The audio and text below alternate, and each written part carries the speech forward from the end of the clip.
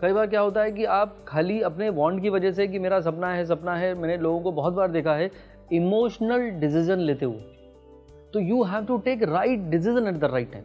तो मैं भले ही कहता हूँ कि भले ही चीज़ें डिले से हो जाएं, लेकिन एक बार जब लगे कि भाई दिस इज 2+2 4 है और यहाँ पे हमारे 2 बज जा रहे हैं, तो यहाँ पे अगर आप प्लानिंग करते हैं तो it is a practical approach towards it. और एस्ट्रोलॉजिकली स्पीकिंग इसमें थर्ड एंगल जो मैं डालना चाहता हूँ वो है आपका टाइम।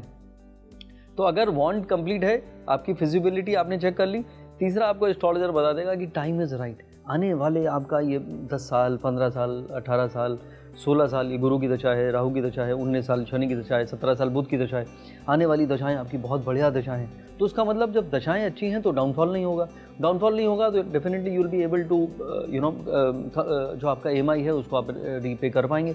तो एस्ट्रोलॉजी का ये इनपुट बहुत अच्छा है, क्योंकि आज सब कुछ अच्छा है। मैंने कितने लोगों को देखा है, both the couples were working at a good level in a very good organisation, multinational company में थे। ग्लोबल रिसेशन आया, दोनों की जॉब चली गई या एक की जॉब चली गई और आपका जो लेवल था अर्निंग का वो हाफ हो गया। तो यहाँ पे चैलेंजेस आ गए, कई बार मकान बेचना पड़ जाता है। तो ये अगर तीनों चीज़ों को आप इनकलकेट करते हैं तो I think that is a right approach, right way to buy your own house. एक बहुत बड़ा एक फ़र्क है, दो शब्द हैं जो सुनने में एक जैसे लगते हैं, मकान और घर। मकान बनता है दीवारों से और घर बनता है इमोशन से।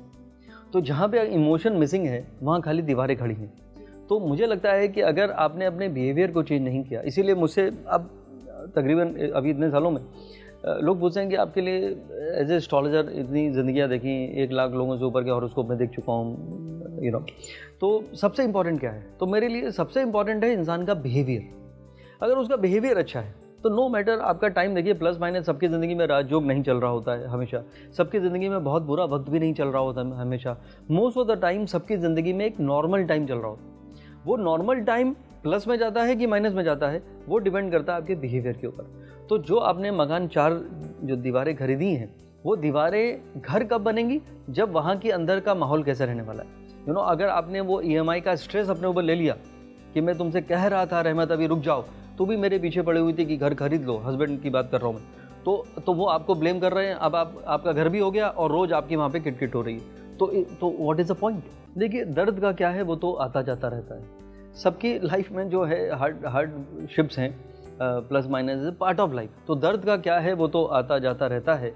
ये तो रंज और गम है जिसकी आदत हो जाती है। तो लोग आदत डाल लेते हैं और ये आदत ही आपको बदलनी पड़ेगी। तो ये आपने बहुत अच्छा सवाल किया है कि ठीक है, फितरत है, मेरी वाइफ ऐसी है और उसका हस्बैंड ऐसा है और व्यवहार सास बहू के झगड़े हो रहे हैं या बच्चे आपकी बात नहीं मान रहे हैं, बहुत सारे एस्पेक्ट हैं, या आपका प्रमोशन नहीं हो रहा है। क्योंकि माइंड को हमेशा हैप्पी रखना आसान नहीं है, पर मैं इम्पॉसिबल नहीं है, ये नहीं कहूँगा इम्पॉसिबल है, लेकिन आसान नहीं है। इसीलिए कुछ चीज़ें हैं जो इंसान को इनकलकेट करनी चाहिए और उस चीज़ में सबसे पहला नंबर आता है, वो आता है स्पिरिचुअल कनेक्ट का। तो जो इंसान इबादत करता है, ऊपर वाले पे यकीन रखता है, अपनी डेली प्रेयर्स करता है, जो भी उसका बिलीव है, वो अपने कुछ रिचुअल्स को फॉलो करता है, तो वो इंसान के अंदर बहुत सारी पीस और हार्मनी और कंटेनमेंट जो है वो क्रिएट करने लगता है।